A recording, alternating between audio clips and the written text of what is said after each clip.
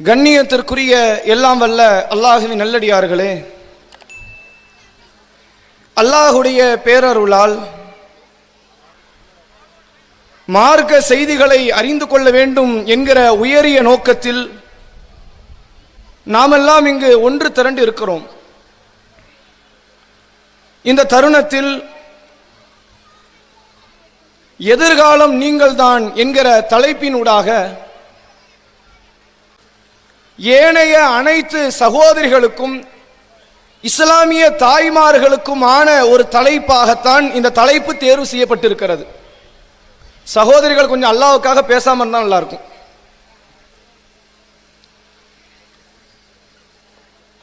இந்த சபை ஆரம்பித்த போது பல மாணவிகள் தங்களுக்குண்டான மார்க்க அறிவை, இந்த மதர்சா தங்களுக்கு கற்றுக் கொடுத்த பல்வேறு வகையான அறிவை குறித்த செய்திகளை எல்லாம் நீங்கள் பார்த்திருப்பீர்கள்.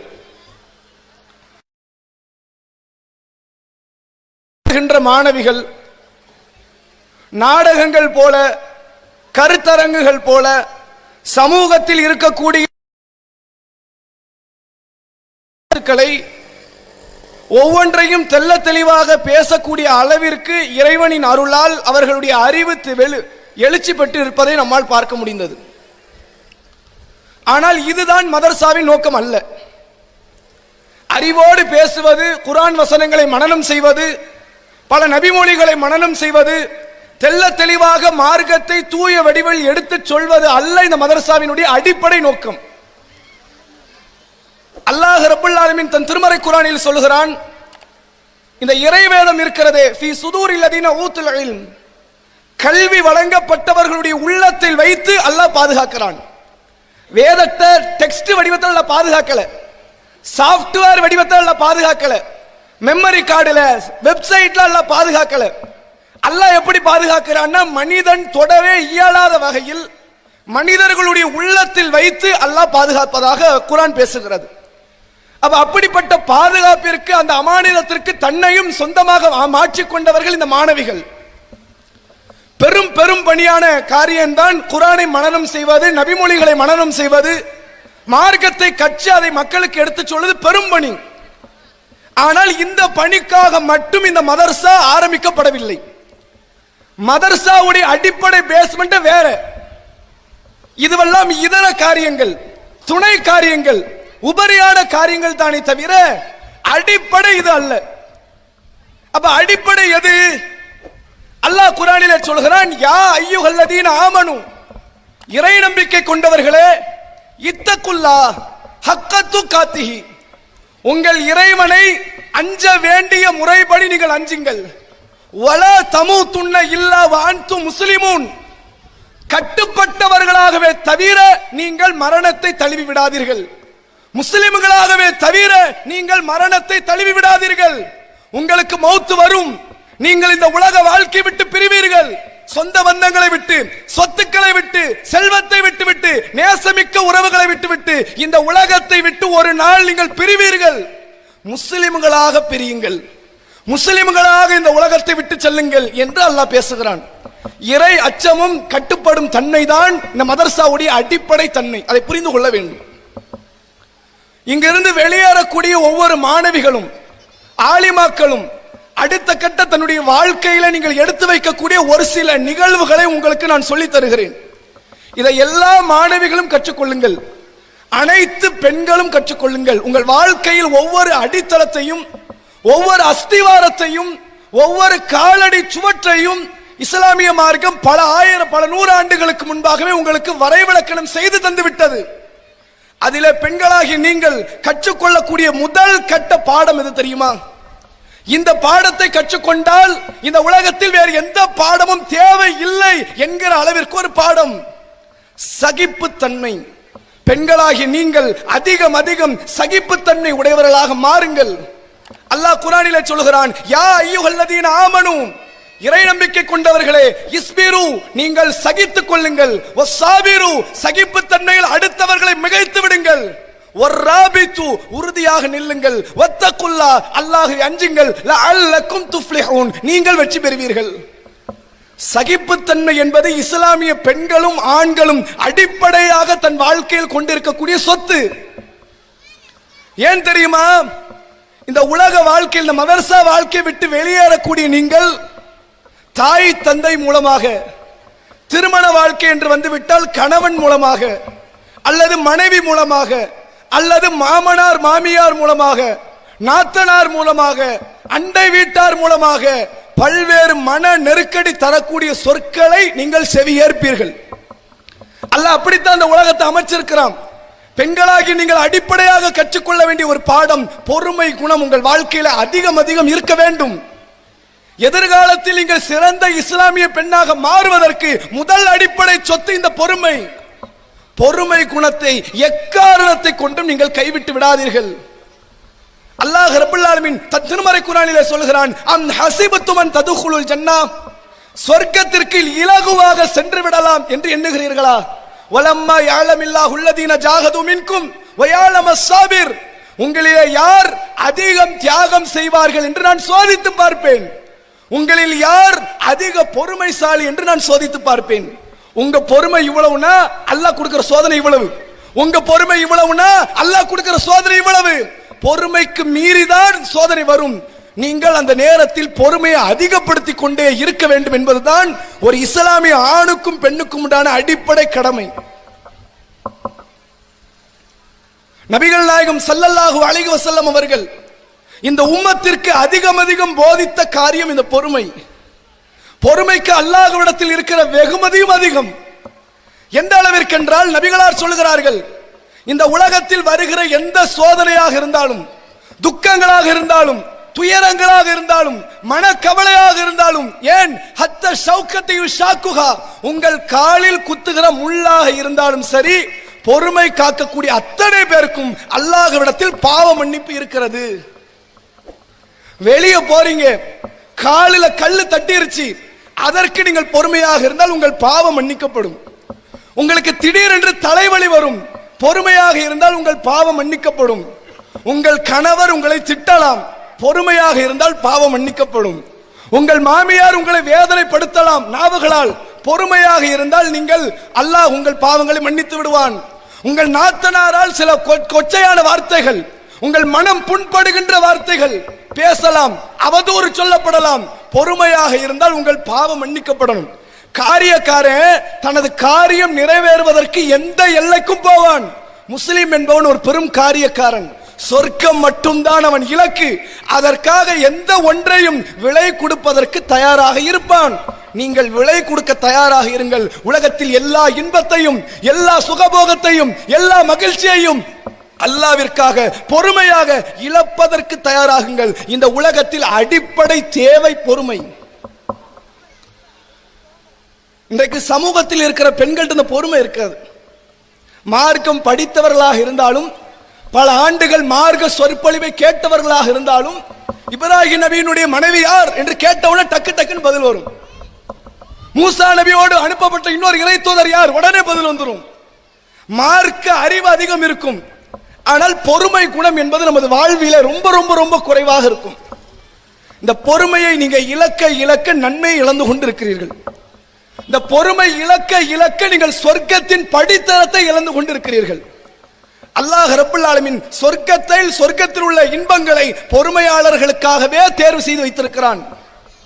உங்கள் பொறுமையை சோதிப்பது இறைவனுடைய ஹக்கில் உள்ளது.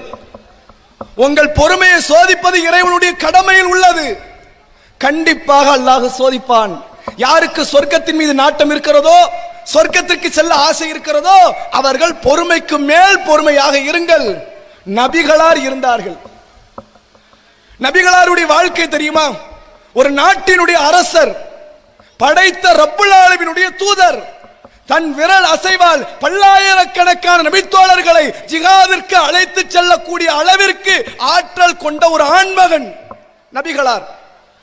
ஒரு முறை 2 யூதர்கள் கடந்து செல்கிறார்கள். கடந்து செல்லும் போது சொல்லுகிறார்கள், அஸ்ஸலாமு அலைக்கும் யா முஹம்மத், முஹம்மதே உங்களுக்கு சாவு வரட்டும்னு கேட்கிறான். நபிகளாரை பார்த்து, ஒரு நாட்டுடைய அரசனை. இங்க என்னன்னா, தவறு செய்யக்கூடியவனை பார்த்து ஒரு வார்த்தை பேசிடக்கூடாது, தூக்கி ஜெயில வச்சிருவான். இப்படி ஒரு நாடு.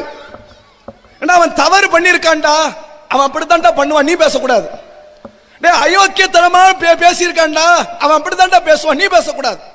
நாங்கள் எல்லாம் ஆளும் வர்க்கம், நாங்கள் எல்லாம் உயர்ந்த இடம், எங்க ஜாதி வேற, நாங்க எப்படிப்பட்ட இடம் தெரியுமா, எங்களெல்லாம் பேசலாமா என்று சொல்லுகின்ற நாடுகள் உலகத்தில் இருக்கு. இந்தியா கிடையாது, இந்தியாவில் சிறந்த நாடு. சரிங்களா?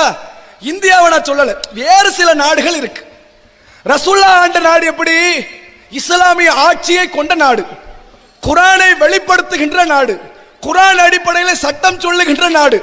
அப்படிப்பட்ட நாட்டிலே ஒட்டுமொத்த முஸ்லிம்களுடைய உயிரை விட மேலாக மதிக்கப்படுகின்ற நபிகளாரை பார்த்து 2 யூதர்கள் சொல்லுகிறார்கள், நபியே முஹம்மதே நீங்கள் செத்து போயிருங்க. இப்படி சொல்றான்.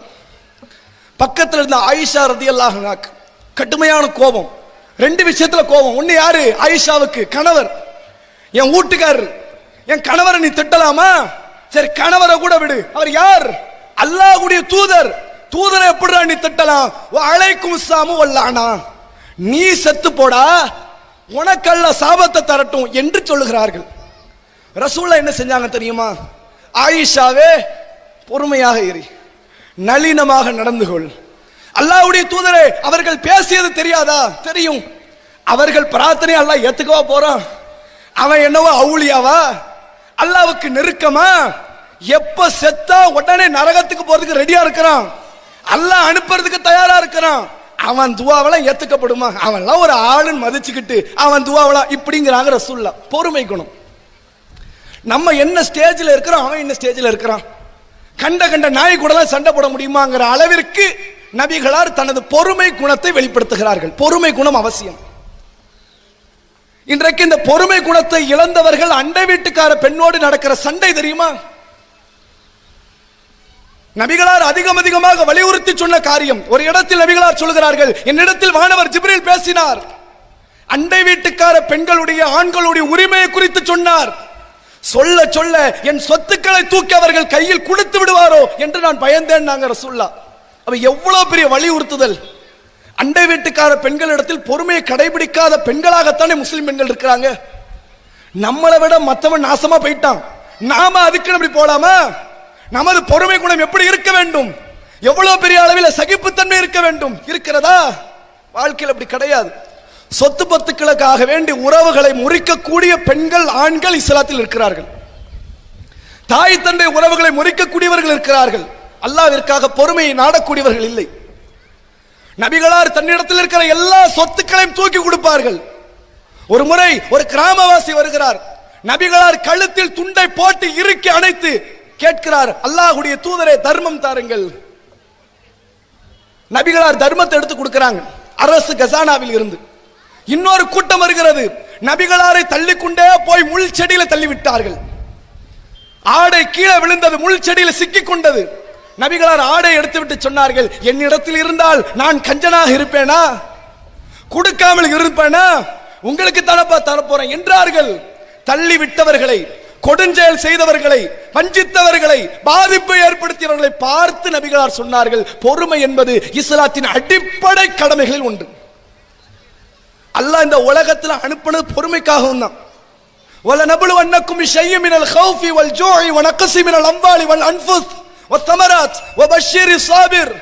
ஓரளவு அச்சத்தை கொண்டு சோதிப்போம். வந்துச்சுல ஒரு அச்சம். என்ன அச்சம்? ஹிஜாப் பேன் பண்ணிடுறோம், இனிமேல் எவன் போட்டு வரான்னு பார்ப்போம். ஒரு பயம், அடடா ஹிஜாபை போட்டுட்டு போக கூடாது போல ஸ்கூலுக்கு, காலேஜுக்கு, வேலைக்கு, பொது இடத்துக்கு போனா என்ன ஆகுமோ, ஜெயில போட்டுருவானோ, இந்த பயத்தை அல்லாஹ் தான் கொடுக்கிறான். அச்சத்தை கொண்டு சோதிப்பான், பசியை கொடுத்து சோதிப்பான், பயத்தை கொண்டு சோதிப்பான், நமது செல்வத்தை, நமது உயிரை, நமது பலன்களை சேதப்படுத்தி சோதிப்பான். வபஷிரி சாபிர், பொறுமையாளர்களுக்கு நபியே நற்செய்தி சொல்லுங்கள் என்று அல்லாஹ் சொல்கிறான். இந்த பொறுமையை அடிப்படை சொத்தாக ஒவ்வொரு இஸ்லாமிய பெண்களும் ஆண்களும் எடுத்துக்கொள்ளுங்கள். இதுதான் இந்த மதரசாவில் இருந்து நீங்கள் பெறக்கூடிய மிக முக்கிய அடிப்படை பாடம். அடுத்த பாடம் பெண்களுக்கு என்ன தெரியுமா? நபிகளார் கூறினார்கள், அத்துன்யா மதாஉன், இந்த உலகம் அற்ப சுகம் என்றார்கள். சொல்லிட்டு ரசூலா சொல்றாங்க, கைரு மதாஇ துன்யா, இந்த அற்ப சுகத்தில் மேலான செல்வம் எது தெரியுமா? இம்ராத்து சாலிஹா, நல்ல மனைவி என்றார்கள் ரசூல்லா. உலகத்துல தங்க வேஸ்ட், வெள்ளி வேஸ்ட், வைரம் வேஸ்ட், வைரூரியம் வேஸ்ட், பெரும் பெரும் கட்டிடம் வேஸ்ட், மலைகள் வேஸ்ட், கடல்கள் எல்லாம் அற்பம். எது சிறந்தது? நல்ல மனைவி என்றார்கள். இஸ்லாம் உங்களுக்கு கொடுத்த கண்ணியத்தை பாத்தீங்களா? உங்களுக்கு தங்கத்தையும் உங்களையும் பக்கத்துல வச்சா தங்க வேஸ்டாம், நீங்க தான் பத்திரமாத்து தங்கமா. இஸ்லாம் சொல்லி தருகின்ற பாடம். அப்படி ஒரு வாழ்க்கை உங்களிடத்தில் இருக்கிறதா என்று பாருங்க. நபிகளார் சொல்லி தந்த அடிப்படையில் ஒரு சிறந்த பெண்ணாக, ஒரு மனைவியாக வாழ்க்கை இருக்கிறதா? இங்கே மதரசாவை முடித்து பட்டம் பெறக்கூடிய மாணவிகள் இருந்து, இனிமேல் அடுத்தடுத்து மதரசா படிக்கக்கூடிய மாணவிகள் இருந்து, ஏற்கனவே திருமணம் ஆன பெண்கள் முதற்கொண்டு கணவன் விஷயத்தில் எவ்வளவு பெரிய பலகீனத்தில் இருக்கிறார்கள், அதில் எவ்வளவு ஜாக்கிரதையாக இருக்க வேண்டும், அதை கொஞ்சம் புரிந்து கொள்ளுங்கள். கணவன் விஷயத்தில் மார்க்கம் வலியுறுத்தியதை போன்று வேற எதிலும் வலியுறுத்தவில்லை, அப்படிதானே? ரசூல்லா சொல்றாங்க ஒரு இடத்திலே, இத்தலாத்து ஃபில் ஜன்னா, சொர்க்கத்தை நான் எட்டி பார்த்தேன், ஃபராயித்து அக்ஸர அஹ்லிகள் ஃபுக்கரா, அதிலே அதிகம் ஏழைகள் இருந்தார்கள்.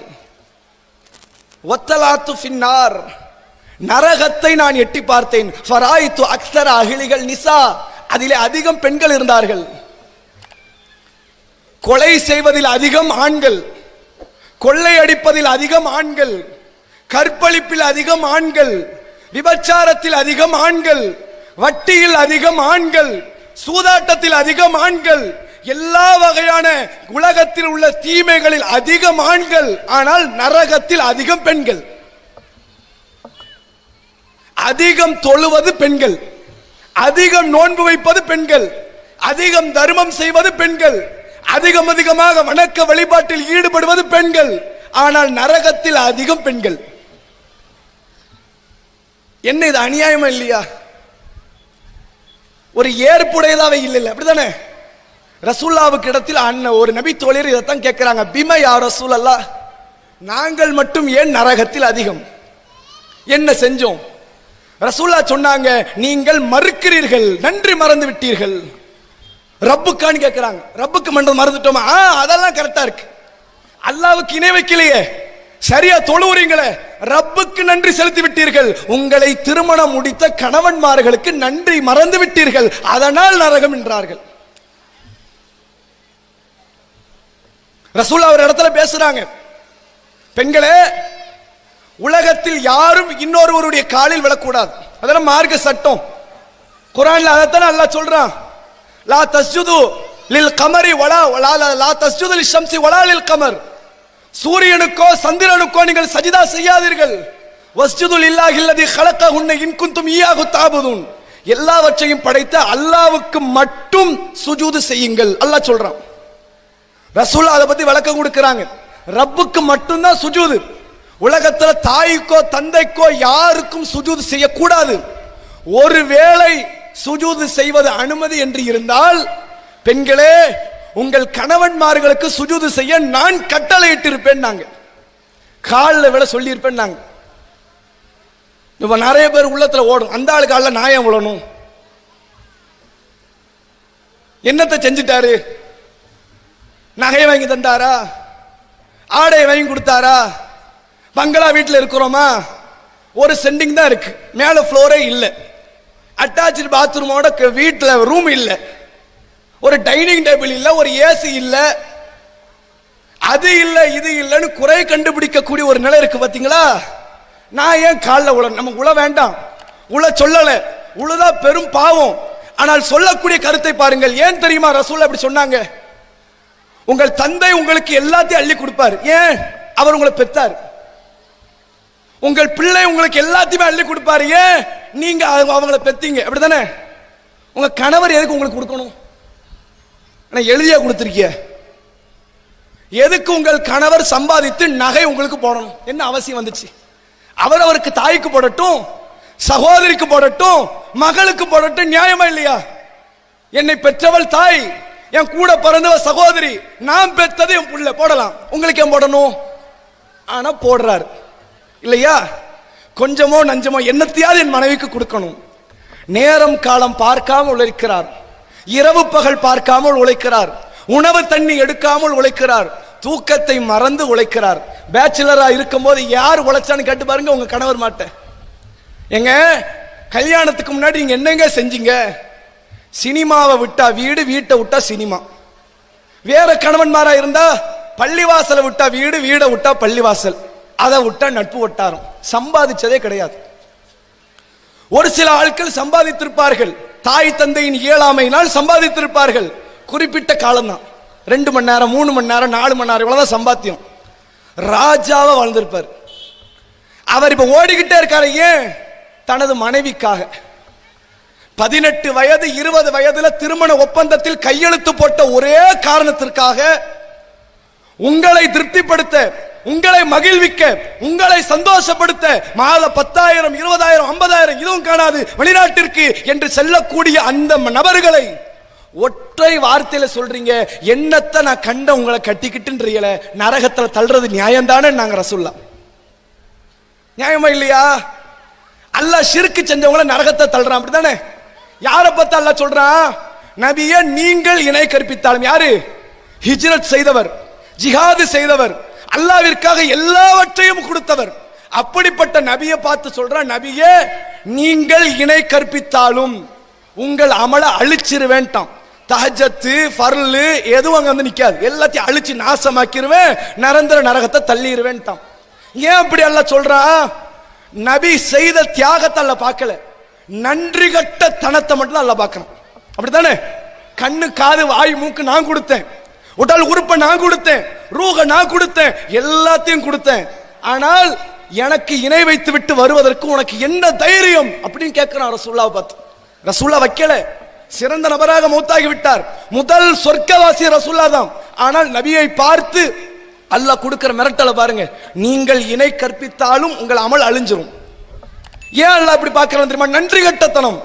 எனக்கு நன்றி கட்டவர்களாக இருந்தாலும் சரி, வேறு யாருக்கு நன்றி கட்டவர்களாக இருந்தாலும் சரி, அல்லாஹ் மன்னிக்க மாட்டான். தாய் தந்தையை நோவினைப்படுத்தியவனுக்கு நாளை மறுமையில நிரந்தர நரகன் ஒரு சில செய்தி சொல்லுது தெரியுமா? நிரந்தர நரகத்திற்குரியவர்களுடைய பட்டியல்ல தாய் தந்தை நோவினைப்படுத்தியவனு இருக்கான். அல்லாஹ் நாடுனா மன்னிக்கலாம், நாடினால் நிரந்தர நரகத்தை தள்ளிடலாம். ஏன் அப்படி? அது பெரிய பாவமா? ஆமா, நன்றி கட்டவன். பால் கொடுத்தவளை மறந்துட்டான், ஈன்றெடுத்தவளை மறந்துட்டான், சோறு ஊட்டியவனை மறந்துட்டான், இவனுக்கெல்லாம் எதுக்கு சொர்க்கம் அப்படிம்பான். புரியுதா? நன்றி கட்ட தனமாகத்தான் மனைவிமார்கள் கணவனுக்கு செய்யக்கூடிய காரியத்தை மார்க்கம் பார்க்கிறது. செய்த தஹஜ்ஜத் போயிரும், செய்த அமல்களை அல்லாஹ் பொருட்டாக எடுக்க மாட்டான். எந்த அளவிற்கு மார்க்கம் சொல்கிறது தெரியுமா? உபரியான நோன்புகளை கணவனின் அனுமதி இல்லாமல் வைக்க கூடாது என்று சொன்ன மார்க்கம் இஸ்லாம். கணவனுக்கு கொடுத்த முக்கியத்துவம் அப்படி. கணவன் அழகு இல்லை என்று சொல்லி பேச மறுக்கிற சமூகத்தில் பெண்கள் உண்டு தெரியுமா? என் வீட்டுக்காரு கருப்பா இருக்காரு, அவர்கிட்டலாம் போய் என்னத்த பேச? சம்பாதிச்சு கொடுக்க மாட்டேக்காரு, வேர்வை வாடையா இருக்க ஒரு பக்கத்துல. எவ்வளவு மோசமான வார்த்தை தெரியுமா அதெல்லாம்? அந்த வேர்வை வாடையே உங்களுக்காகத்தானே வந்துச்சு. உங்களுக்காக வேண்டி உழைத்து கொட்டக்கூடிய அந்த நபரை ஒரு சில கடும் சொற்களால் மறுக்கிற அந்த தன்மை இருக்குதே, உங்களை நரகத்திற்குள் தள்ளிவிடும். அல்லாஹ் அமல்களை பொருட்படுத்தவே மாட்டான். தஹஜ்ஜத்தையும் பார்க்க மாட்டான், ஹஜ்ஜையும் பார்க்க மாட்டான், ஜிஹாதையும் பார்க்க மாட்டான். இது நன்றி கட்டத்தனம், மறுமையில் தண்டனை என்று சொல்ற மார்க்கம். இதைத்தான் அடிப்படையாக பெண்களாகி நீங்கள் புரிந்து கொள்ள வேண்டிய இன்னொரு பாடம். ரசூல் ஸல்லல்லாஹு அலைஹி வஸல்லம் அவர்கள் உருவாக்கிவிட்ட சமூகம் எப்படி இருந்தார்கள் தெரியுமா? தன் கணவன்மார்களோடு எப்படிப்பட்ட ஒரு அன்னநியத்தோடு வாழ்ந்த பெண்கள் தெரியுமா? தன் கணவனுடைய கட்டுப்பாட்டிற்கு முழுமையாக கீழ்ப்படிந்து கொடுக்கிற பொருளாதாரத்தை கொண்டு தனது குடும்பத்தை பராமரித்து அந்த பொருளாதாரத்திலும் சேமித்து தர்மம் செய்யக்கூடிய பெண்கள் சஹாபிய பெண்மணிகள். இன்றைக்கு தர்ம சிந்தனை நம்மள்ட்ட இல்ல. கணவன்மார்கள்ட்ட மேலும் மேலும் நச்சரிச்சு பொருளாதாரத்தை புடுங்கக்கூடிய ஒரு நிலை. வீட்டில் வர்றதுக்கே கணவன்மார்கள் பயப்படக்கூடிய ஒரு சூழ்நிலைக்கு தள்ளிட்டோமா இல்லையா? இது நம்ம எங்கே கொண்டு போய் சேர்க்கும்? கல்வி அறிவை கொண்டு ரப்பு கிட்ட சொர்க்கத்தை அடைய முடியாது. நமது நற்குணத்தை கொண்டும் நாம் வாழ்கிற தருணத்தில் யாருக்கும் எவ்வளவு கூட தீங்கு செய்யவில்லை, அநீதி செய்யவில்லை என்கிற பெயர்தான் மறுமையில் உங்களை சொர்க்கத்தில் சேர்க்கும். நபிகளார் சொன்னார்கள், அல் முஸ்லிம் மன் சலிமல் முஸ்லிமூன மின் லிசானிஹி வ யதிஹி. ஒரு முஸ்லிம் யார் தெரியுமா? பிற முஸ்லிமை, பிற மக்களை நாவால் கரத்தால் தொந்தரவு தராதவன் தான் உண்மை முஸ்லிம் என்றார்கள். தன் கணவன் ஒழுங்காய் சாப்பிட்டாரான்னு கூட கேட்க நாதி அற்ற நிலையில் தான் பல கணவன்மார்கள் இருக்கிறாங்க. கொஞ்சம் யோசிச்சு பாருங்க. ரசூல் அதனால ஒரு இடத்தில் சொல்கிறார்கள், உங்கள் கணவன்மார் என்பது உங்களுடைய சொர்க்கம் அல்லது உங்கள் நரகம். நீங்க எப்படி கவனிக்கிறீர்களோ அதுக்கு ஏற்ற மாதிரி அல்லாஹ் கூலி போடுவான். மதிப்பீடே உங்கள் கணவனை வச்சுதான் இருக்கு. நீங்கள் சொர்க்கம் செல்வதும் நரகம் செல்வதும் உங்கள் கணவனை வைத்திருக்கிறது. அன்னை ஹதீஜாவை தெரியுமா உங்களுக்கு? 55 வயதில் இஸ்லாத்தை ஏற்ற பெண். ரசூலுல்லாஹ்க்கு 40 வயசுல வகி வந்துச்சு இல்ல, அப்ப ஹதீஜா அம்மையாருக்கு 55 வயசு, 63ல மௌத்து. 8 வருஷம் தான் இஸ்லாத்துல வாழ்ந்திருக்கிறாங்க ஹதீஜா அம்மையார். அந்த 55க்கு முன்னாடி உள்ளதெல்லாம் நான் பார்க்க மாட்டான், பாவத்தையே எல்லாம் மன்னிச்சிருவான், மேற்கொண்டு ஒண்ணும் கிடையாது. 55ல இருந்து 63க்குள்ள மட்டும் செய்த நன்மைகள் என்ன தெரியுமா? அல்லாஹ்வுடைய வானவர் ஜிப்ரீல் அலைஹிஸ்ஸலாம் சொல்கிறார், சொர்க்கத்தில் முத்தாலான மாளிகை ஹதீஜாவுக்கு இருக்கிறது. ஏன்? பணிவிடைகளை கணவனுக்கு செய்த பணிவிடை அப்படி. தன் கணவன் மனவேதனையோடு இருக்கும்போது கொடுக்கிற ஆறுதல் அப்படி. கணவனுக்கு என்ன பிரச்சனைன்னு கூட கேட்க மனமில்லாத பெண்மணிகள் சமூகத்தில் இருக்கிறாங்க. இன்னைக்கு என்ன ஆச்சு, என்ன பிரச்சனை, உங்களுக்கு என்ன சோதனை, அல்லாஹ் பாதுகாப்பான், கவலைப்படாதீங்க, என்னால் ஆன உதவி என்ன செய்யறேன் சொல்லுகின்ற மனைவிமார்கள் உண்டா? உனக்கு என்ன பிரச்சனை தான் எனக்கு என்னையா, இந்த மாச Dress வரல எங்க அப்படின்னு கேட்கிற ஆட்கள் உண்டு. ஹதீஜா அம்மையார் ரசூலுல்லாஹ் போர்த்தி கொண்டிருக்கும் போது வந்து கேட்கிறார்கள், வல்லாஹி லா யுஹ்ஸீக அல்லாஹு அபதா, முஹம்மதே என் கணவரே, அல்லாஹ்வின் மீது ஆணையாக அல்லாஹ் உங்களை ஒருபோதும் இழிவுபடுத்த மாட்டான், கவலைப்படாதீங்க. எப்படி வார்த்தை பாருங்க. ரசூலுல்லாஹ் ஹிரா குகையில போய் இருப்பாங்களாம்.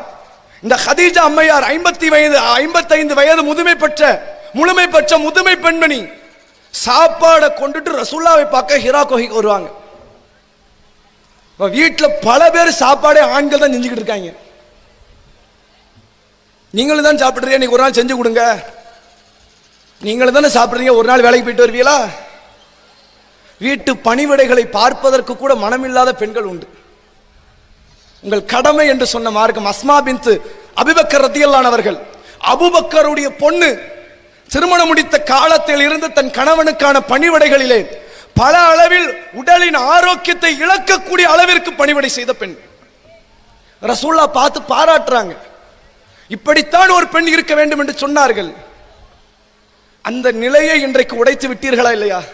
கணவன் விஷயத்திலே ஜாக்கிரதையாக இருந்து கொள்ளுங்கள். உங்கள் கணவன்மார்களை உங்களை நரகத்தில் தள்ளிவிடக்கூடிய நிலைக்கு நீங்கள் சென்று விடாதீர்கள். அமல்களை அல்லாஹ் ஒருபோதும் இதை வைத்து பார்க்கவே மாட்டான். அமல்கள் எல்லாம் தூர தள்ளிடுவான். யாருக்கு என்ன துரோகம் செய்தீர்கள் அதை முதல்ல சொல்லுங்கன்னு கேட்பான். அந்த நிலைக்கு சென்று விட வேண்டாம்.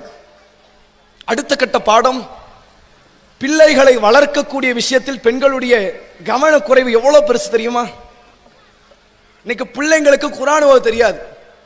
நான் 4 வயசு பிள்ளைய சொல்லல, 14 வயசு பையனும் அப்படித்தான் இருக்கான், 25 வயசு பையனும் அப்படித்தான் இருக்கான். தொழுகைக்கு அனுப்ப மாட்டோம். புள்ள மேல பரிதாபம். ஃபஜர் நேரம் ரொம்ப பனியா இருக்குது, பிள்ளைக்கு ஏதாவது ஆயிடுச்சுன்னா செத்தா போயிருவான். மார்க்கம் சொல்லுகிறது, ஃபஜருடைய தொழுகையில் இருந்து யார் வீட்டை விட்டு வெளியேறவில்லையோ வீட்டோட வச்சு கொளுத்தலாம் நான் நினைச்சேன்னாங்க. உங்கள் பிள்ளைய நரகவாசியை வளர்த்துக்கிட்டு இருக்கீங்க, நரகவாசியாக மாற்றுகிறீர்கள். வீடு திடீர்னு தீப்பிடிச்சு எரிஞ்சா புள்ள தூங்குறான்னு விடுவீங்களா? விட மாட்டோம். காலையாவது பிடிச்சி தரத்தன பிடிச்சி இழுத்துட்டு வெளியே வந்துடும். புள்ள உலகத்துல மௌத்தாயிரக்கூடாது, வேதனை அனுபவிக்க கூடாது என்று நினைக்கிற தாய்மார்கள் மறுமையில் என் பிள்ளை நரகம் சென்றுவிடக் கூடாது என்று நினைத்து வருத்தப்படாதது எவ்வளவு பெரிய பாதிப்பு தெரியுமா? ரசூலுல்லாஹ் சொல்றாங்க, குல்லு மௌலூதின் யூலது அலல் ஃபித்ரா, உலகத்தில் பிறக்கிற எல்லா குழந்தையும் இயற்கை மார்க்கம் இஸ்லாத்தில் தான் பிறக்கிறது. அவர்களை மாற்றி விடுவது தாயும் தந்தையும் தான். நெருப்பு வணங்கிகளாக மாற்றி விடுகிறீர்கள், யூதர்களாக மாற்றி வருகிறீர்கள், நஸ்ரானிகளாக மாற்றி விடுகிறீர்கள். நீங்கள் தான் இணை வைப்பு கொள்கைக்கு அழைத்து விட்டு போவது நாங்க ரசூலுல்லாஹ். குல்லுக்கும் ராயின் வ குல்லுக்கும் மஸ்ஊலுன் அன் ராயியத்திஹி, உங்களில் ஒவ்வொருவரும் ஒரு பொறுப்புதாரி, உங்கள் பொறுப்பை குறித்து கட்டாயம் விசாரிக்கப்படுவீர்கள். இத சொன்னோன்னு வைங்களேன், பெண்கள்ட்ட இருந்து ஏகப்பட்ட பேர் கேள்வி கேட்பாங்க. நான் என்னங்க செய்யறது, அவன் ரவுடித்தனம் பண்றான், பொண்ணு அடங்க மாட்டுக்கிறா, பாப்பா தகப்பனார் கூட இருந்தா தானே சரியா இருக்கும். அத்தா வெளிநாட்டுக்குள்ள போயிட்டாரு, நீங்க அனுப்பி வச்சதுனால போனார். நீங்க பிடிச்சி இழுத்தியலா? போகாதீங்கன்னு சொன்னீங்களா? இல்லைன்னா உங்களோட வாழ மாட்டேன்னு சொல்லியிருப்பீங்களா? நல்லபடியா போயிட்டு வாங்க, அல்லாஹ் உங்களுக்கு பரக்கத்தை தரட்டும், கை நிறைய கொண்டு வாங்க. தன் கணவன் மார்களோடு இருந்து பிரியக்கூடிய அளவிற்கு மனநிலை கொண்ட பெண்கள். சரி, ஒரு பேச்சுக்கு போயிட்டாங்க.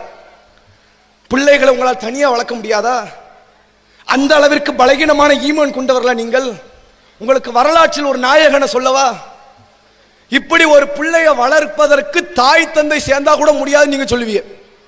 ஒற்றை பெண்மணி வளர்த்து காட்டி இருக்கிறாங்க தெரியுமா? இப்ராஹிம் அலைஹிஸ்ஸலாம் தனது மனைவி ஹாஜர் அலைஹிஸ்ஸலாமையும் தனது மகன் பச்சிலம் பிள்ளை இஸ்மாயிலையும் கொண்டு வந்து மக்கா பாலைவனத்தில் விட்டுவிட்டு சென்று விட்டார்கள். இறை கட்டளை. மனைவி விட்டு பிரிஞ்சார இப்ராஹிமே, பொருளாதாரத்தை தேடி ஓடல, அல்லாஹ் சொன்னா போனார். போனவர் எப்ப வந்தார் தெரியுமா? இஸ்மாயில் அலைஹிஸ்ஸலாம் திருமண பருவத்தை அடைந்து திருமணம் முடித்த நேரத்தில் வந்தார்கள். வந்த உடனே பெரிய இடி அல்லாஹ் இறக்குறான்.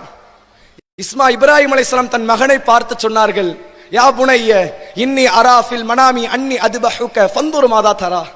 மகனே, உன்னை அறுக்கிற மாதிரி கனவு கண்ட. எப்படி பதில் பாருங்க, கனவை பாருங்க. மகனே, உனக்கு சொத்து எழுதி கொடுக்கிற மாதிரி கனவு கண்டன்னு வரல. அப்படி வந்துச்சுன்னு நம்ம ஆட்கள் நிறைய பேர், வாப்பா அது கண்டிப்பா அல்லாஹ் தான் சொல்லியிருப்பான், சட்டு புட்டு எழுதி வைங்கன்றுவாங்க. உனக்கு சொத்து எழுதி வைக்கிற மாதிரி கனவு கண்டேன். 21 வயசு பையனை பிடிச்சி கேளுங்களேன், உனக்கு கல்யாணம் முடிச்சு வைக்கிற மாதிரி கனவு கண்டேன், சத்தியமா அல்லாஹ் தான் கொடுத்தான் எப்படின்றாங்க. அங்க என்ன கனவு? உன்னை அறுக்கிற மாதிரி கனவு கண்டேன். இஸ்மாயில் அலைஹிஸ்ஸலாம் சொல்லுகிறார்கள், அல்லாஹ் இதைத்தான் நாடுறான்னா நான் பொறுமையாளராக இருக்கிறேன், என்ன நாடி இருக்கிறான்னு செய்யுங்க. இந்த வார்த்தை வந்துச்ச, வாப்பா வளர்ப்பா, அத்தாவுடைய வளர்ப்பா இது. அத்தா வளர்த்தாரா? இஸ்மாயில் அலைஹிஸ்ஸலாமை அடையாளம் கூட கண்டுகொள்ள முடியாது. இப்ராஹிம் அலைஹிஸ்ஸலாமும் இஸ்மாயில் அலைஹிஸ்ஸலாம் பார்க்கும்போது ரெண்டு பேருக்கு அடையாளமே தெரியல. கண்டுகொள்ள முடியாத அளவிற்கு தான் சூழ்நிலை இருந்துச்சு. ஒரு தாய் ஒற்றை பெண்மணியினுடைய வளர்ப்பை பாருங்க. இறைவனுக்காக கட்டுப்பட்டு எந்த தியாகத்தையும் செய்யலாம் என்ற மனநிலையில் வளர்த்தார்கள். உங்களால வளர்க்க முடியாதா? பிள்ளைகளை தியாகமுள்ள பெண்களாக, தியாகமுள்ள பிள்ளைகளாக மாற்ற முடியாதா? அப்ப அதுல பலகீனம் அடைந்தது யாருடைய குற்றம்?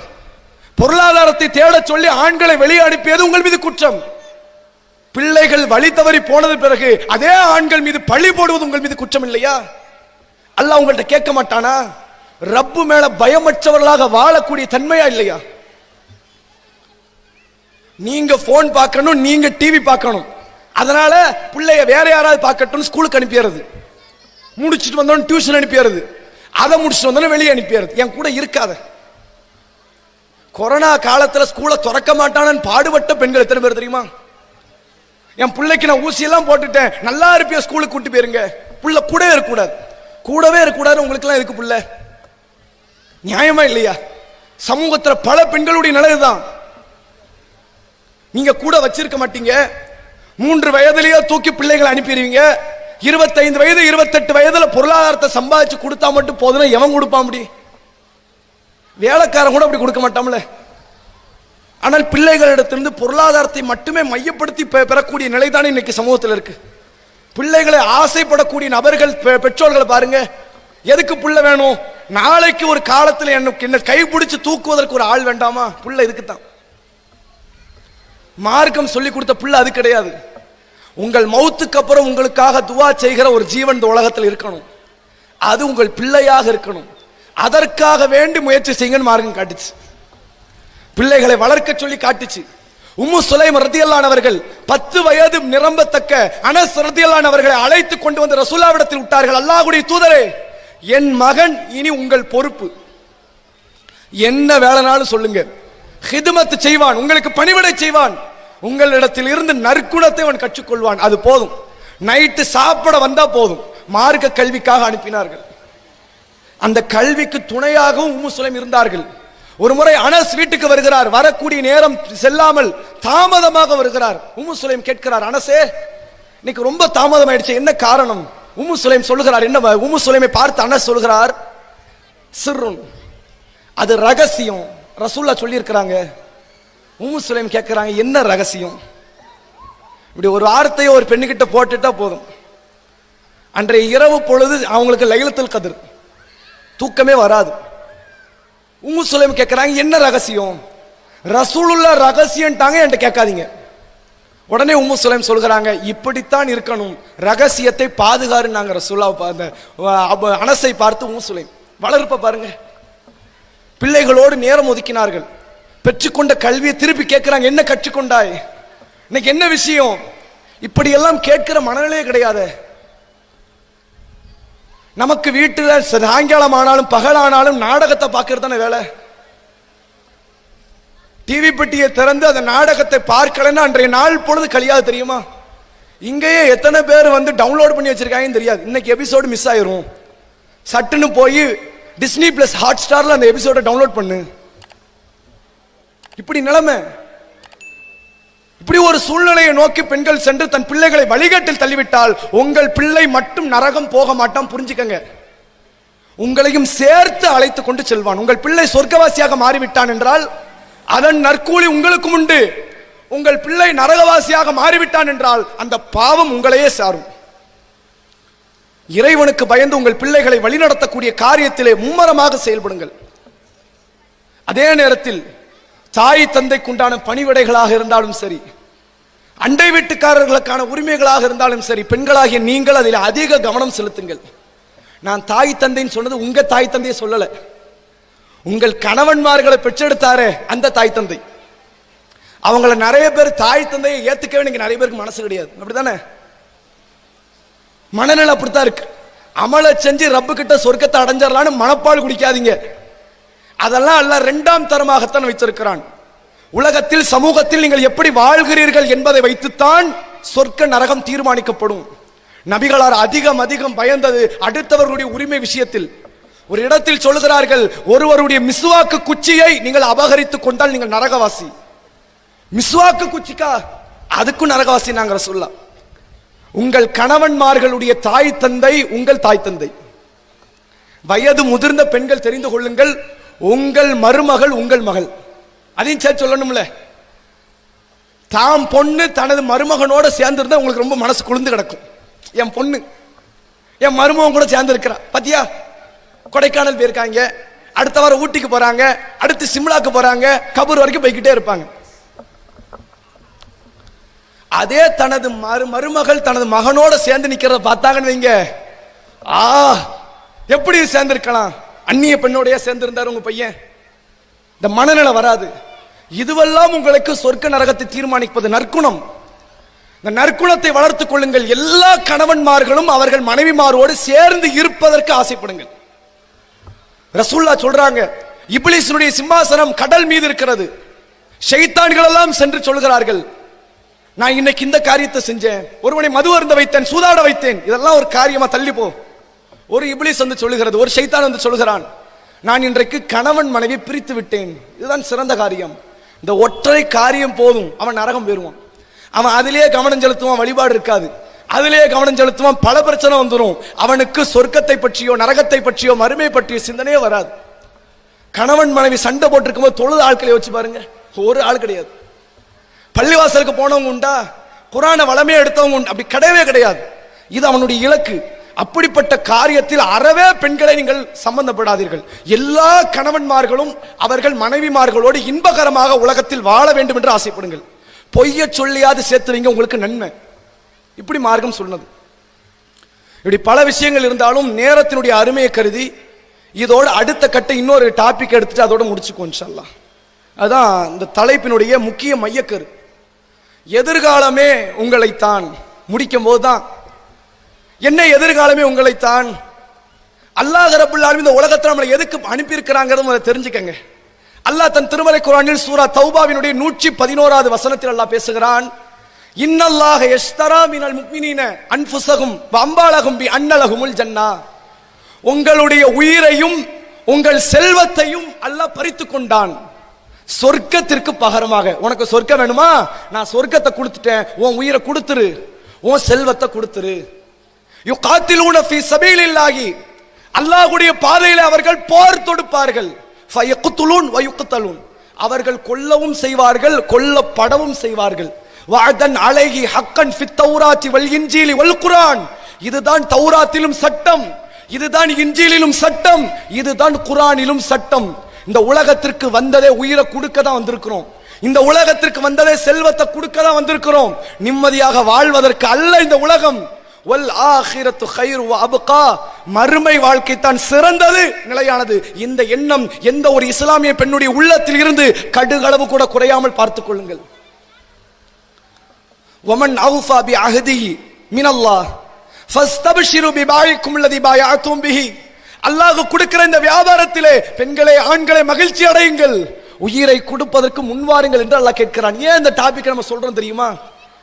பெண்கள்கிட்ட வழிபாடு இருந்தாலும், கணவனுக்கு கட்டுப்படும் தன்மை இருந்தாலும், மாமனார் மாமியார் தாய் தந்தையரோடு அரவணைப்போடு செல்லுகின்ற மனநிலை இருந்தாலும், தைரியம் என்பது இன்றைக்குள்ள இஸ்லாமிய பெண்கள்கிட்ட இல்ல. உங்களுக்கு ஒரு வரலாற்று செய்தி ஞாபகப்படுத்தவா? அஸ்மா பின்த் அபிபக்கர், இந்த பெண்ணுடைய கணவர் மௌத்தாயிட்டார், பெண்ணுடைய தந்தை அபுபக்கர் மௌத்தாயிட்டார், பெண்ணுடைய மகன் அப்துல்லா என்று ஒரு நபித்தோழர் இருக்கிறார். சின்ன வயசுல இருந்து அப்படி வளர்த்துக்கிட்டே வராங்க. ஹஜ்ஜாஜ் பின் யூசுப் என்ற ஒரு கொடிய அரசன் உருவாகுறான்.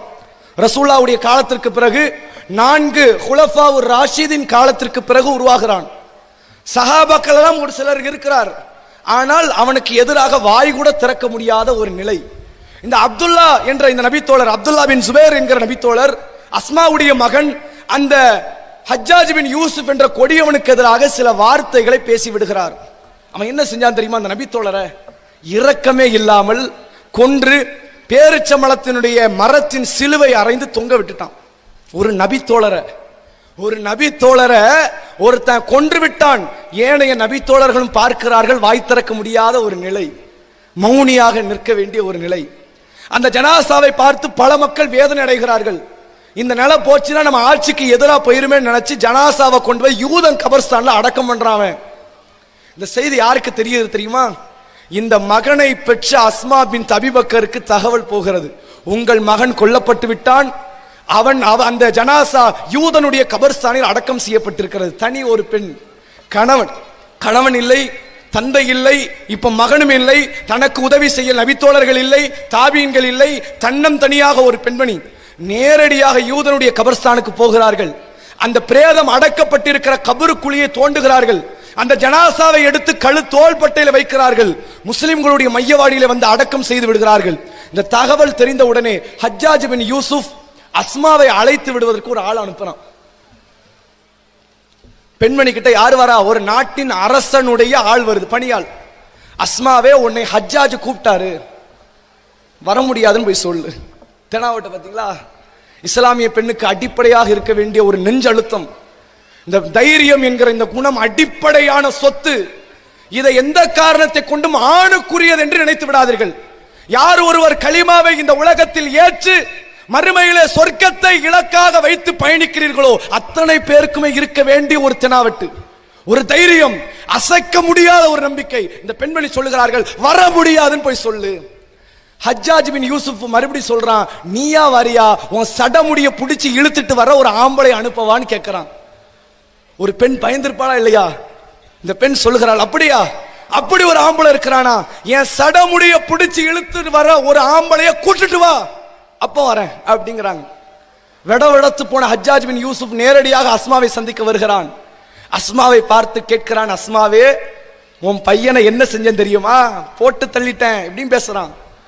அப்போ அஸ்மா சொல்லுகிறார்கள், ஆமா, என் மகனுடைய துன்யாவை நீ அழிச்சிட்ட, உன்னுடைய ஆகிரத்தை என் மகன் அழிப்பான். ரசூலுல்லாஹ் சொன்னார்கள், இந்த சகைஃபுடைய கோத்திரத்தில் இருந்து ஒரு கொடிய அரசன் வருவான் என்று, அது நீதான் என்றார்கள். ஒரு கொடிய அரசனுக்கு எதிராக நெஞ்சை நிமிர்த்தி தைரியமாக மார்க்க கருத்தை பேசுகின்ற துணிச்சல் இஸ்லாமிய பெண்ணை தவிர உலகத்தில் எந்த பெண்ணுக்கும் கிடையாது. இந்த கவனத்தை வளர்த்துக் கொள்ளுங்கள். நாளை ஒரு சூழ்நிலை வரும், புரிந்து கொள்ளுங்கள். இஸ்லாமிய ஆண்களாக இருந்தாலும் பெண்களாக இருந்தாலும் இதே இந்திய நாட்டில் ஆசிஃபாவுக்கு நடந்த நிலைமை உங்கள் பிள்ளைக்கும் நடக்கலாம். பாபர் மஸ்ஜிதுக்கு வந்த நிலைமை உங்கள் பள்ளிக்கும் நடக்கலாம். பல்வேறு வகையான சித்திரவதைகளுக்கு நீங்கள் ஆளாக்கப்படலாம். எல்லாம் ஒரே ஒரு விஷயத்திற்காகத்தான், லா இலாஹ இல்லல்லாஹ்வை தூக்கி எறிந்து விடு, ஜெய் ஸ்ரீராமுக்கு வா, ஜெய் ஸ்ரீராம் சொல்லு, ஈமான விட்டு என்கிற நிலையின் பக்கம் அழைக்கலாம். அப்படி ஒரு நிலை வந்தால் உங்கள் ஈமானை, உங்கள் தைரியத்தை வளர்த்துக் கொள்வது உங்கள் மீது அடிப்படை கடமை. அல்லாஹ் தன் திருமறை குர்ஆனில் சொல்கிறான், முஃமின்கள் மினல் அஹ்ஸாப், முஃமின்கள் பெரும் கூட்டுப்படைகளை காண்கிறார்கள். யூதர்கள், கிறிஸ்தவர்கள், நசராணிகள், மக்கா காபிர்கள், எல்லா மக்களும் தனக்கு எதிராக அணி வேண்டி இருப்பதை பார்த்தவர்கள் முஃமின்கள் சொன்னார்கள், வஅதல்லாஹு வரசூலுஹு, அல்லாஹ்வுடைய தூதரும் உண்மையைத்தான் வாக்குறுதி அளித்திருக்கிறார்கள், அவனுடைய தூதரும் அல்லாஹ்வும் சொன்ன வாக்குறுதிதான் நிறைவேறும் என்று நம்பிக்கை கொண்டார்கள். அவர்களுடைய ஈமானும் கட்டுப்படுவதும் தான் அதிகரித்ததை தவிர அவர்களுக்கு பயம் வரவில்லை. பயம் அற்றவர்களாக வாழ்ந்தார்கள். இஸ்லாத்தின் அடிப்படையில் புரிந்து கொள்ளுங்கள், இந்த உலகம் என்பது நீங்கள் தாக்கப்படுவதற்கு தான், இந்த உலகம் என்பது நீங்கள் அடிப்படுவதற்கு தான். இந்த உலகத்தில் பல்வேறு சம்பவங்களை, பல்வேறு இரத்த காரியங்களை, இரத்த கரைகளை நீங்கள் சந்திக்க வேண்டிய வரும். அப்படி வரும்போது நீங்கள் புரிந்து கொள்ள வேண்டியது தெரியுமா? ஈமானை இழந்து விடாதீர்கள். அல்லாஹ் சொல்கிறான், அம் ஹஸிபுத்தும் அன் ததுகுலுல் ஜன்னah, சொர்க்கம் லேசில் கிடைக்காது.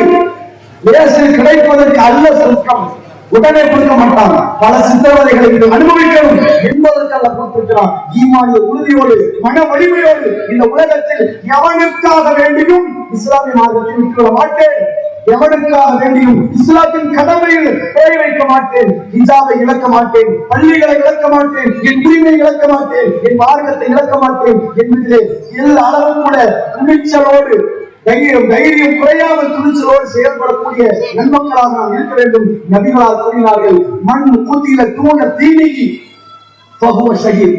யார் ஒருவன், எந்த ஒரு ஆணாக இருந்தாலும் பெண்ணாக இருந்தாலும் மார்க்கத்திற்காக வேண்டிக் கொள்ளப்பட்டால் அவன் ஷஹீத் என்றார்கள். மண் குதில தூண மாலிகி ஃபஹுவ ஷஹீத், தன் செல்வத்திற்காக கொல்லப்பட்டவன் ஷஹீத். மண் குதில தூண அஹ்லிஹி ஃபஹுவ ஷஹீத், தன் குடும்பத்தை காப்பாற்ற ஒருவன் கொல்லப்பட்டால் அவன் ஷஹீத் என்றார்கள். ஷஹீத் என்கிற அந்தஸ்தை அடைவதற்கு ஆசைப்படுங்கள். உலகத்தில் பல சித்திரவதைகளை, சிரமங்களை நீங்கள் அனுபவிக்கிற நிலை வந்தாலும் உங்கள் ஈமானை, மாண்பை இழந்து விடாதீர்கள், உங்கள் இஸ்லாத்தை இழந்து விடாதீர்கள், உங்கள் நற்குணத்தை இழந்து விடாதீர்கள். எந்த ஒன்றுக்காக வேண்டியும் ரப்புல் ஆலமீன் உங்கள் சொர்க்கத்தை இழந்து விடாதீர்கள். நபிகளார் சொன்ன அந்த ஷஹீதை அடைந்தாலும் அடைவோமே தவிர உலகத்தில் எந்த ஒன்றுக்காகவும் இஸ்லாத்தை நாங்கள் இழக்க மாட்டோம் என்கிற ஒரு துணிச்சலோடு உங்கள் பிள்ளைகளை நீங்கள் வளர்த்து விடுங்கள்.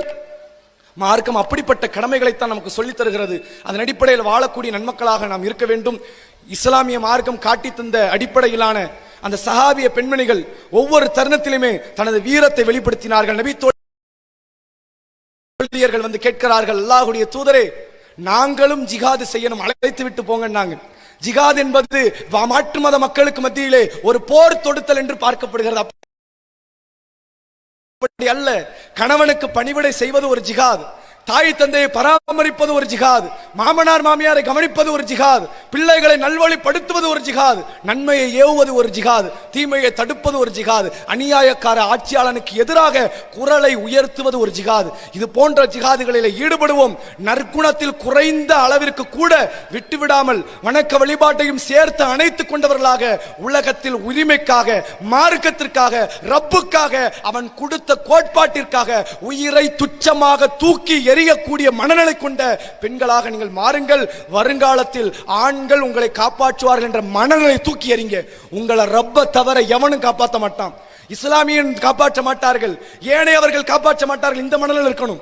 நபிகளாருக்கு அபூபக்கர் வருவார் என்ற மனநிலை கிடையாது, உமர் வருவார் என்ற மனநிலை கிடையாது, நபி தோழர்கள் வருவார் என்ற மனநிலை கிடையாது. என்ன காப்பாற்ற என் ரப்பு இருக்கிறான் என்கிற மனநிலை. நம்மை காப்பாற்ற திமுக காரன் வரமாட்டான், காங்கிரஸ் காரன் வரமாட்டான், நடுநிலைவாதி வரமாட்டான், மீடியாக்காரன் வரமாட்டான். நம்மை காப்பாற்ற ரப்பு மட்டும்தான் வருவான். இம்மையிலும் நமக்கு துணை நிற்பான், மறுமையிலே மிக சிறந்த ஒரு நீதியை தருவான். மாலிகி யௌமித்தீன் என்பதிலே அடிப்படையான ஈமானிய நம்பிக்கையோடு வாழ்ந்து மரணிக்கக்கூடிய நன்மக்களாக நாம் இருக்க வேண்டும். வாஹிரு தஅவானா அல்ஹம்துலில்லாஹி ரப்பில் ஆலமீன். அஸ்ஸலாமு அலைக்கும்.